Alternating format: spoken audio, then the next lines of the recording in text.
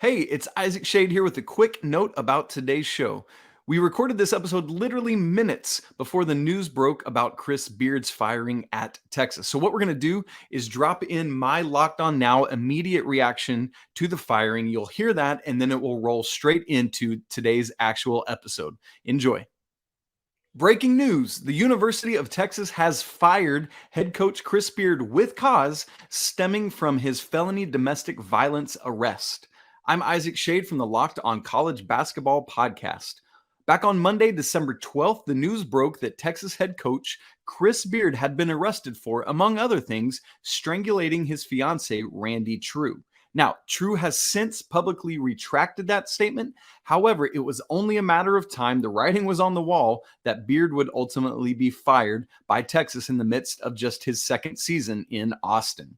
Rodney Terry will continue as the interim head coach, and the Longhorns are 5-1 since Beard's suspension, the lone loss coming earlier this week in a blowout at the hands of K-State. Also, keep your eyes on recruiting. Ron Holland had recently, just earlier this week, reaffirmed his commitment to the Longhorns. I'm very curious to see how this decision will affect his commitment as that of others going forward. Much more to come on this breaking and developing story. Stay with us here on Locked On College Basketball to get you all the latest news. With the non-conference portion of the college basketball schedule behind us, it's time to figure out what players have most hurt or helped their draft stock, and what teams are frauds and what teams are for real. You are Locked On College Basketball, part of the Locked On Podcast Network. Your team every day. Hey there, welcome into the Locked On College Basketball Podcast, the only daily national college hoops show out there. I'm your host, Isaac Shade. Thanks so much for making us your first listen or watch every single day. Today's episode is brought to you by Bet Online, who has you covered this season with more props, odds, and lines than ever before. Bet Online, where the game starts. It's great today on Locked On College Basketball to be joined by CBS Sports, Mr. Kyle Boone, KB, coming at us from Tulsa, Oklahoma area. And KB, Happy New Year. It's awesome because it's that time of year when college football is essentially done, except for Georgia wrapping up the national championship game on Monday. But man, folks are starting to come. And so for those of you who are tuning in for the first time, welcome. We're glad you're here. And we want to start getting you caught up on some of the names to know, particularly those who might hear their name called in the NBA draft next summer. And that's where we're going to start. And thankfully enough, Mr. Kyle Boone is dialed in always on the NBA draft. Lots of great work he does for that on CBS Sports. Make sure you go check it out. And so, Kyle, what I want to look at is relative to like preseason expectations. I know this is a year where we're not expecting a number one overall pick to come out of college, but we do have several. Obviously, that'll be in the lottery. And so relative to preseason expectations, who are some names to know stock up? And then who are some names to know stock down? Yeah, I love it. It's a great question. So I picked two from each category here. Number one, stock up, Brandon Miller, Alabama, maybe a potential dark horse for player of the year conversation right now. He's been that good. He's clearly the best freshman in college basketball this season. Isaac, I have to raise my hand, man. I did not have Brandon Miller on my preseason top 30 big board for the NBA draft. I wanted to see what he would look like before just jumping on the hype train, and total mistake. Total mistake, hands up. Like, he is clearly a lottery pick. I have him number 3 in the latest top 60 big board at CBS Sports. He's number 3 in my latest mock draft that will publish later on Thursday. He leads the SEC at scoring. He's hitting like 44% from 3-point range. Huge frame at like 6'9". Just projects perfectly as a scoring wing at the next level. So been really impressed with what I've seen from Brandon Miller. And he was a 5-star recruit, so maybe I should have kind of bought the rankings a little bit more. But you know, I think it's one of those things where I just wanted to see it with my own eyes. And I think from what we've seen, clearly a guy who is rising as high as just about anyone in college basketball this season. Another guy who I have draft stock up, who fits kind of the similar profile, big wing who can shoot the three. It's Jett Howard from Michigan. Wow. He's been fantastic. Similar trajectory as Brandon Miller. looked back at his recruiting rankings at 247 Sports, was the 42nd ranked player in his class. So, outside, even if you were doing one and done for every player in his class, he would not have been a projected first rounder. Right. Clearly on the one and done radar at the moment. He's hitting around 37% from three this season. A really good catch and shoot weapon. Obviously has a big frame at 6'8". And then you go to his NBA pedigree. His dad is obviously Juwan Howard.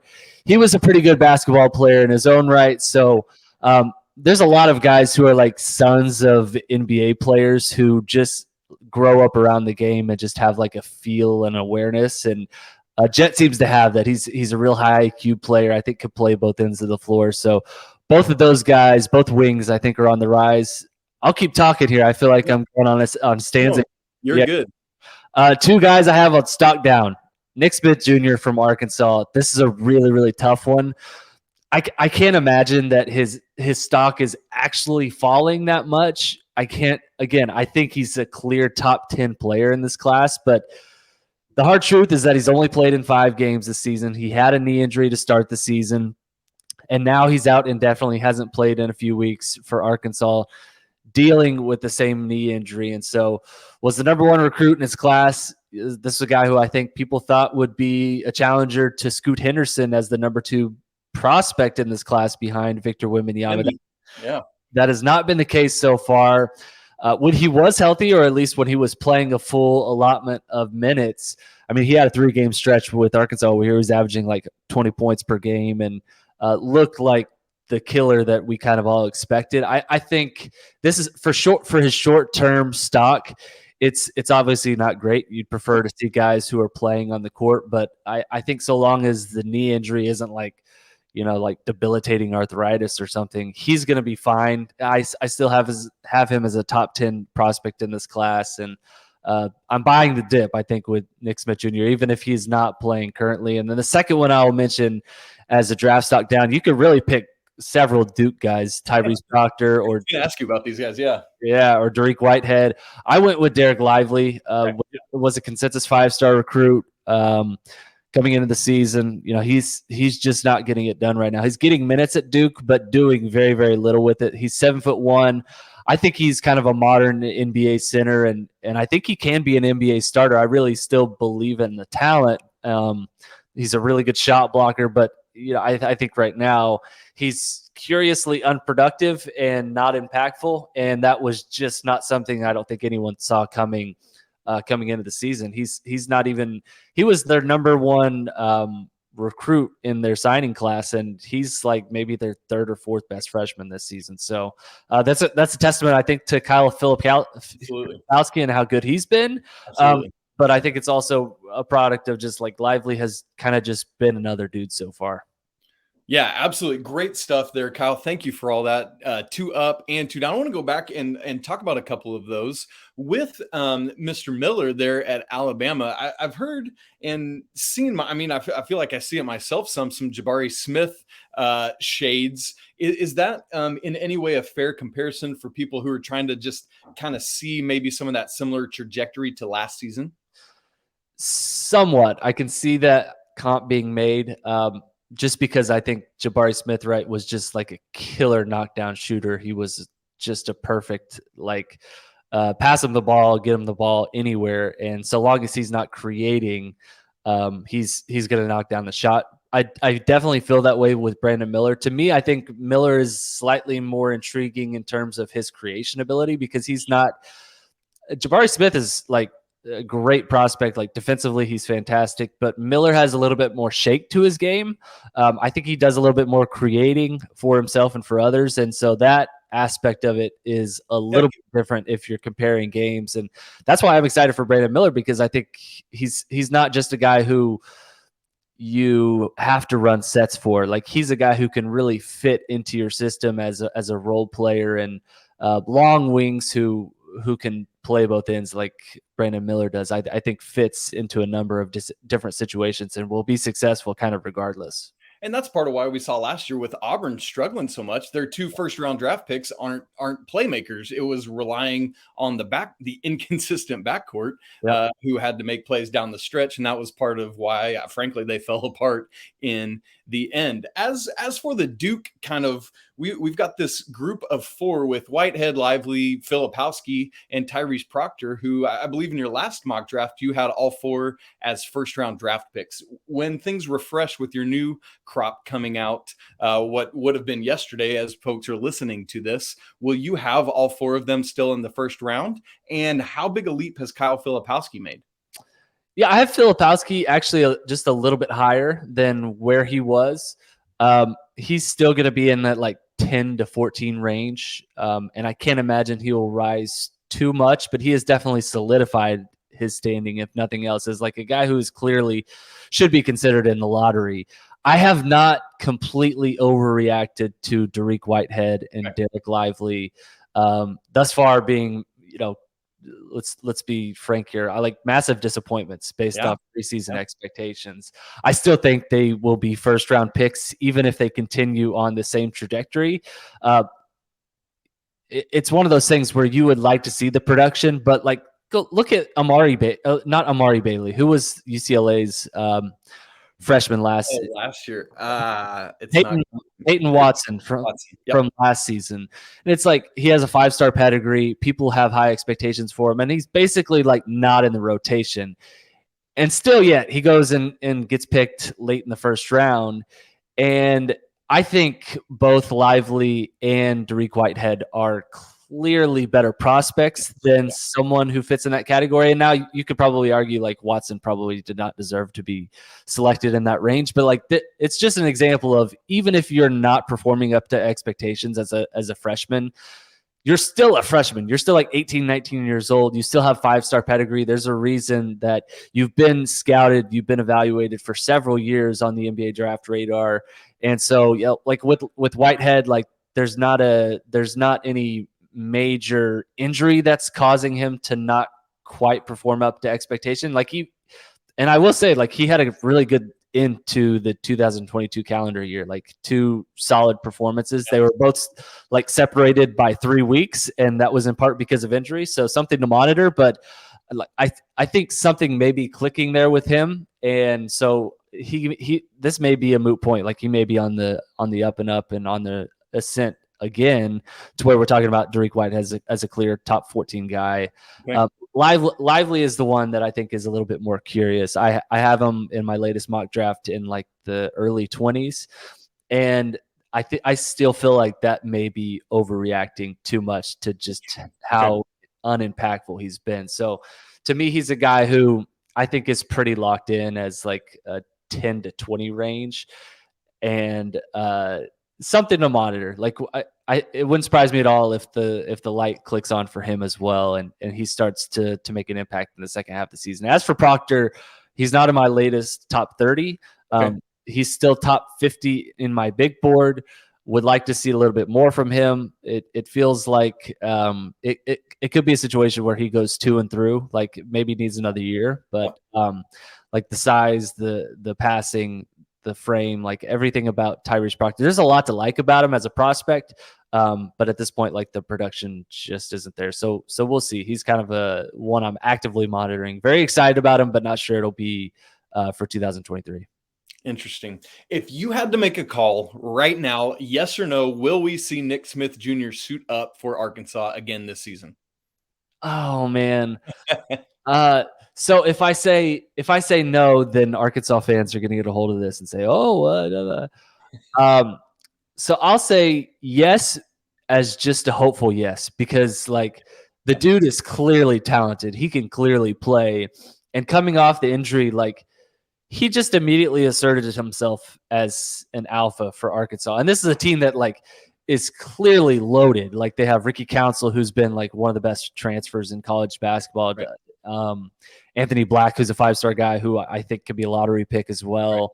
Right. Like if he is right, he's one of the best players in college basketball and elevates that Arkansas team to a level where like they can really start dreaming about like potentially winning the national championship. So I don't have any insight into whether or not he comes back. It wouldn't surprise me at all if he does not come back, just because, again, like whether he plays 5 more minutes or 50 more games this season, I think he's pretty locked in as a top 10 guy. I would love to see him play because he is such a special talent that he's really, really fun to watch. And Zion Williamson was the exception to that. Most of the guys in this situation are not going to come back. Zion did, and college basketball was clearly the better for it. But you look at somebody like Shaedon Sharpe last year, who never stepped a foot on the court to play a minute for Kentucky. And so curious to see, hopefully for the sake of college basketball, we get little NSJ before this season is done. One more quick draft question for you, Kyle Boone. Obviously, we talk so much about all these stud freshmen, a lot of international guys or overtime elite guys at the top this season. Who would be your highest ranked non-freshman college player coming off the board? I believe your last draft, it would have been Creighton's Arthur Kaluma. Is that still the case right now? Okay, so rephrase that question. Highest ranked college player or non-college player? College player who is not a freshman. Okay, that's interesting. Okay, so I'm looking up my big board now in my mock draft. Keontae George, Cason Wallace, freshman. Anthony Black, freshman. Jett Howard, freshman. Oh, this is good radio. Texan, a ton of freshmen. Oh my goodness. Yeah. Okay, I'll let you take a guess. It's not who I had previously. Oh my goodness. Okay. Terquavion Smith? No, but he's like right there. It's Chris Murray from Iowa. Oh man, that makes a ton of sense. Yeah. 6'8" forward, is having a banner year for the Hawkeyes, averaging like 20.5 points per game. He's shooting like around 37% from three. He looks like a perfectly projectable stretch four at the NBA level. And I have him number 18 in my latest NBA mock draft. So have him going to the Warriors, which would just be not fair. But yeah, he's having a stellar year. Obviously, his brothers. I was going to say that helps a lot. Yeah, seeing what Keegan did last year. Yeah, and he's coming off he just had 32 points against Penn State earlier in the week, his career high. So the big frame, the shooting, I think he's a potential lottery pick in this class, an upperclassman. That's great. I sprung that one on you, KB. I'm sorry. You did a great job finding it. Way to go. Got it.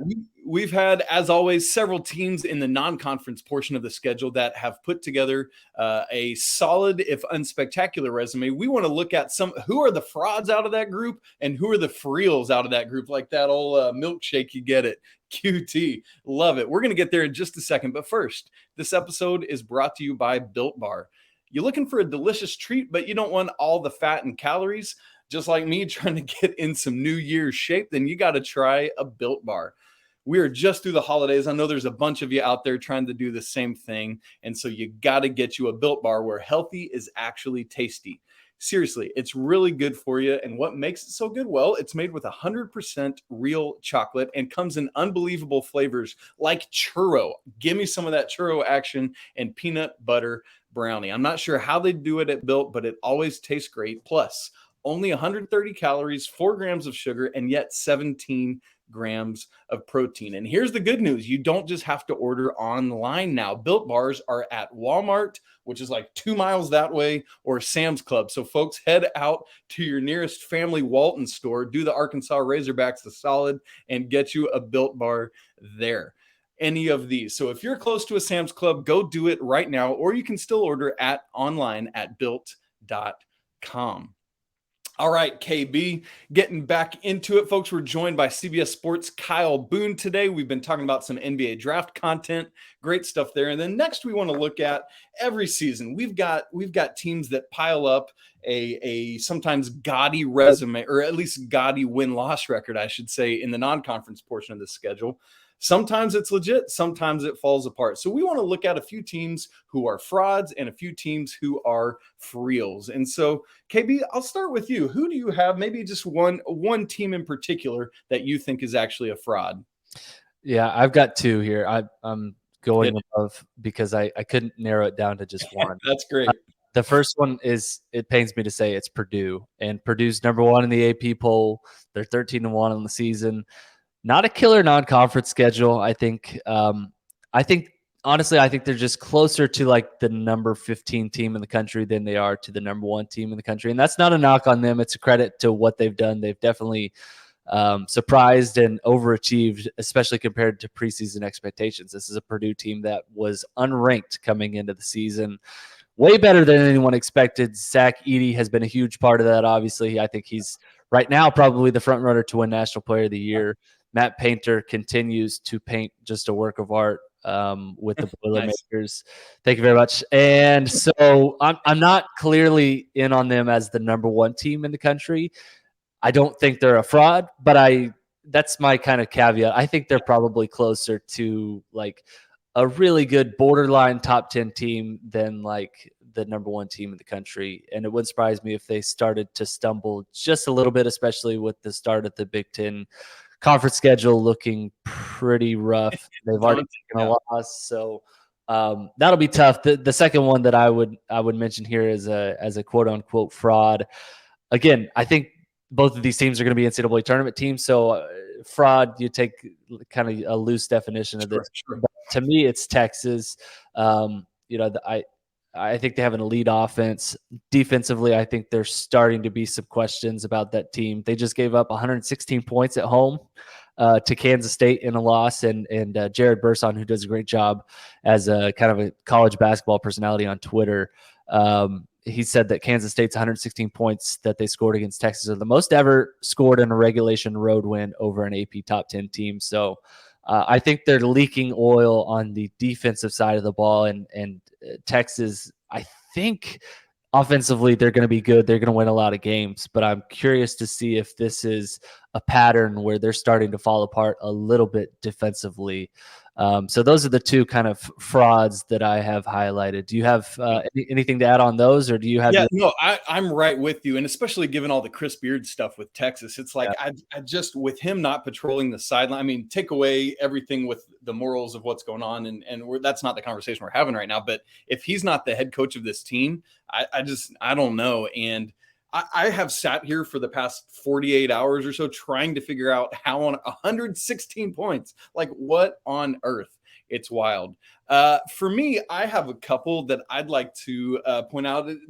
We had several SEC teams that were undefeated for a while, and both Mississippi State and Auburn to me are teams that I am not fully sold on. Mississippi State has now lost 3 in a row after starting off 11-0, including just getting absolutely boat raced by Tennessee earlier this week. That I don't know if you were dialed in on that game, but it was insane to watch. And of course, finally Tennessee is hitting from outside, and if that's just unfair if that's how the balls are going to play. But the one I most want to point out is actually Illinois, who has I think it's not that I don't think they're talented or a good team, but it's the inconsistency, the up and down of it. You know, I mean, they've beaten UCLA, they've beaten Texas, who you just talked about, but I mean, goodness, they're 0-3 in the Big Ten at this point. Losses at Maryland, which that looked better earlier this season, but and to Missouri, who I think I'm actually going to mention when we talk about for reals. I'm a little bit sold on Missouri despite a loss earlier this week, and then at Northwestern. And so I think the pieces are there. I love Terrence Shannon. I wish Matthew Meyer would be more consistent, and maybe that's part of the issue there. But those are kind of my frauds. KB, for you, what about some for reals? Yeah, the Mississippi State one was like just sitting there waiting for the tape. That's a really obvious one. Same with Illinois, just like maddeningly inconsistent. My for reals that I have, the teams that I think are legit, and from what we've seen, I think we can extrapolate and project ahead that they will continue to be for real. The first one is UConn. They took their first 2 losses of the season. And so I think people may be jumping ship thinking UConn is maybe closer to the fraud category. Lost to Xavier, really good Xavier team, and to Providence. But I'm never more convinced that UConn is still legit. This team just completely stifles you defensively. They can play inside and out. They have a ton of athletes. Sanogo's awesome, just a ton of length. So I still think that UConn, to me, I wouldn't rank them number 1 in the AP poll just because I think you have to factor in resume and what teams have done. But to me, I still think I'm convinced that UConn is the best team in the country. And then the other for real I have is Arizona. Electric offense under Tommy Lloyd. Umar Ballo is fantastic. Tubella has been a complete stud.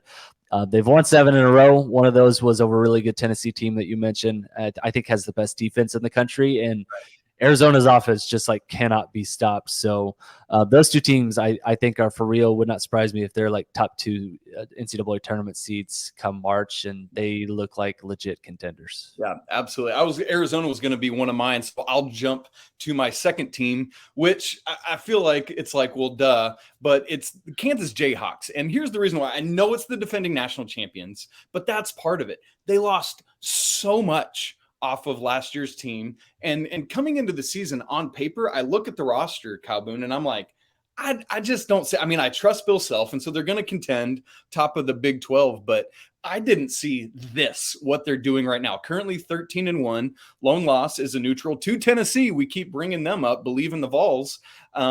And listen, the Big 12 is insane. Last I looked, all 10 teams, were top 45 at Ken Palm. I don't know if that's still holding true. I need to look back at it, but and so they're going to should at least take some losses in conference play. But man, DeJuan Harris to me is one of the most underrated true playmaking point guards in the nation. And when he's able to do that and getting out to Grady Dick, who similarly, I think was one of the more undervalued or underranked perhaps freshmen coming in this season. And let's not miss Jalen Wilson, who we've often said, if Kansas was going to do things this year, he had to take a massive leap. Well, guess what? He has taken a more than massive leap and is in that conversation with Zach Edey in Player of the Year conversation, at least first team All-American as of right now. And so, but then, and you got the defense of Kevin McCullough, and don't forget KJ Adams. And so the pieces are there to just, I see all the complementary parts that make Kansas to me a super, super legit team. Yeah. And I actually had them down. I ended up erasing them. I think that Kansas is both entirely legit, and I'm also kind of skeptical about what their ceiling is, because yes, that's basically good. Like under Bill Self, they've almost always had someone who can play like a true center position, right? Like you go back to last year, it was David McCormick, Azubuike before that, and now they're basically at a point where like KJ Adams is playing like the small ball 5, and it's totally working. It's probably just a testament to like Bill Self is an awesome Hall of Fame coach, and he's still figuring it out, even if the pieces are like not totally there.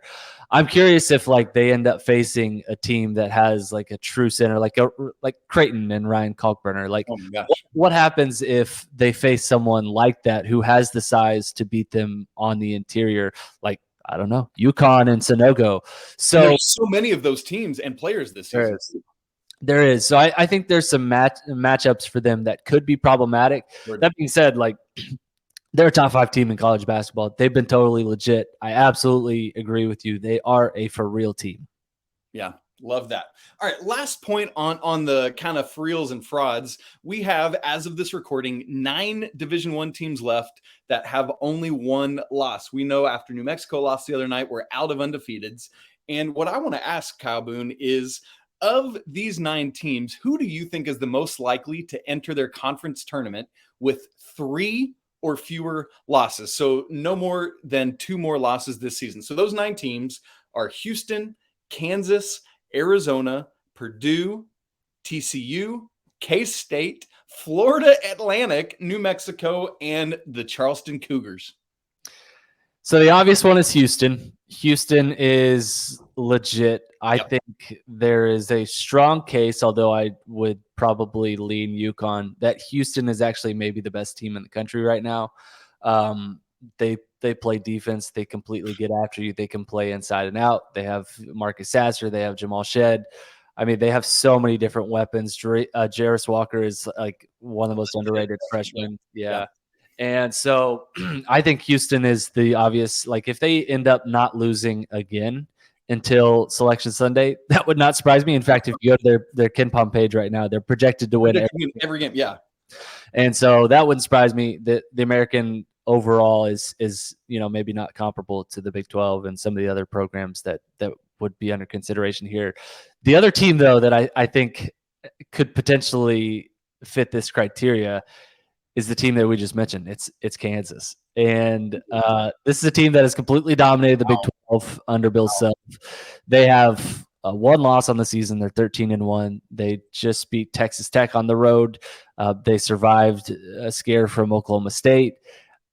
Go to their KenPom page. They're only projected to lose one game the rest of the regular season. That's the regular season finale against Texas on the road. And we just talked about Texas and why we may be skeptical about them moving forward. So, it's the Big 12 is tough. Like if they end up losing 5 games, it wouldn't surprise me, but it just feels like Kansas, despite losing all that they lost, they have just managed to figure out how to piece this thing together in a way that like is not only working, but like clearly working at an elite level. And I don't think anyone expected that, like Kansas, everyone expected Kansas to be back in the NCAA tournament defending their title. But I don't think anyone expected that Kansas would be like a potential top 5 team and like clearly in line to potentially defend their crown and like be a very viable contender.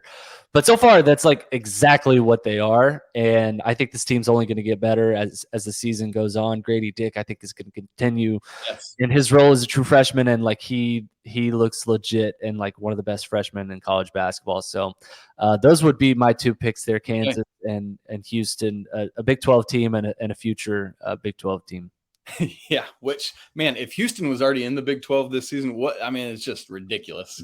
Man, if Kansas could do that in the Big 12, that would be something for sure. If I was taking outside of Houston, which, as you said, is the obvious pick out of this criteria, I would actually go with the Arizona team you mentioned earlier.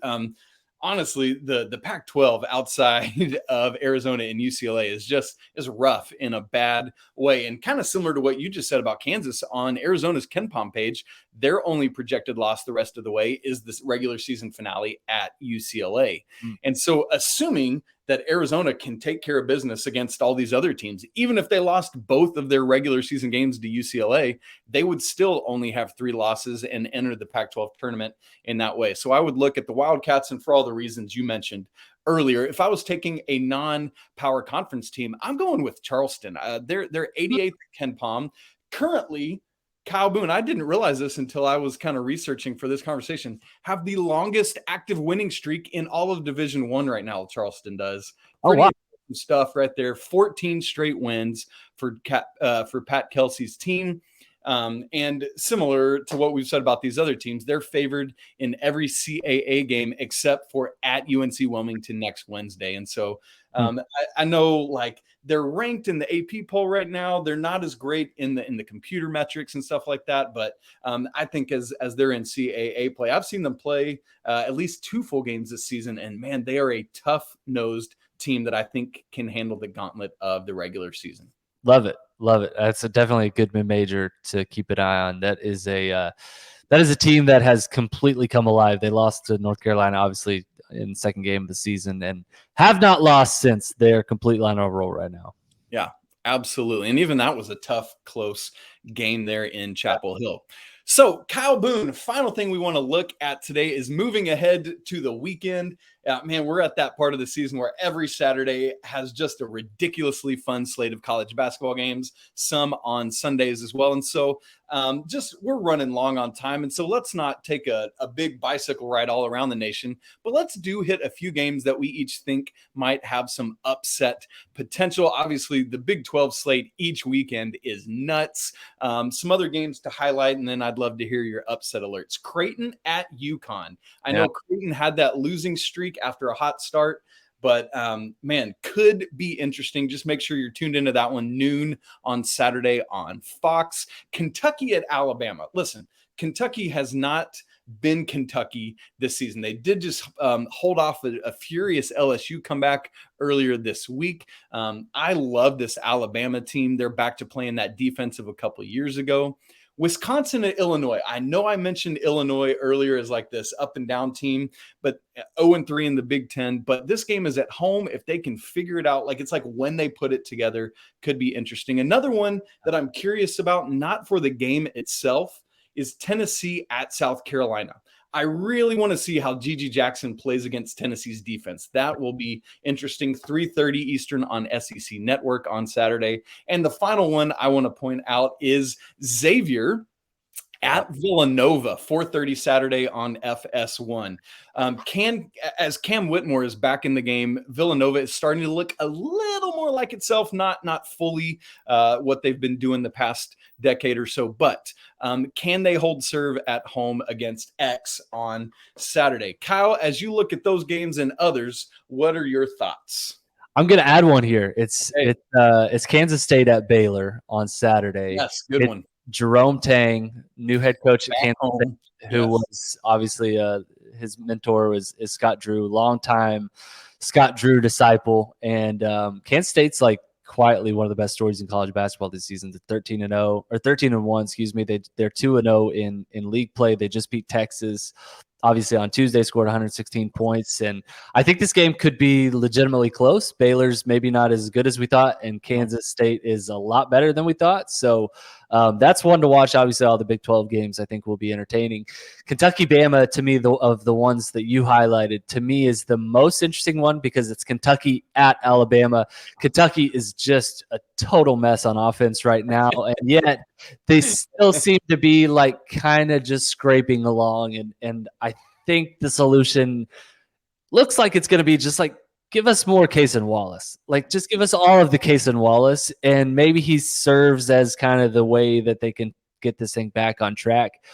Hopefully, I mean, we'll see. Like the rotations that Calipari has been using, the way in which he's been closing games has just been like very fascinating. Like he played his starters like 40 minutes in a complete blowout. Like just some weird stuff going on in Lexington, and I have no idea what to make of it. But obviously, facing Brandon Miller and Alabama is going to be awesome. Like Brandon Miller in big games has been really solid, and if he goes and puts up 40 points in this one, wouldn't surprise me at all, especially in front of the Bama home crowd. Creighton at UConn is fantastic. I think that is lots of storylines there. Can UConn get back on track? They've lost 2 in a row. What version of Creighton will we see? Will we see like Maui Creighton that had people really excited to pick them as a potential Final Four team? I like Creighton as a potential upset pick. And in fact, I know this next segment, I'm going to go ahead and do it. I think Creighton beats UConn on Saturday. Ryan Kalkbrenner in the lineup, like this Creighton team is just totally different. Blue Jays are nails. I mean, they have so many different weapons that I think they can beat you with. Trey Alexander at the guard spot, Nimhard, Baylor Shireman, like they have so many different athletes and length to pull this off. And UConn is kind of finding itself right now on the fly. I'm curious to see if they're a little bit on the ropes, if they can rebound.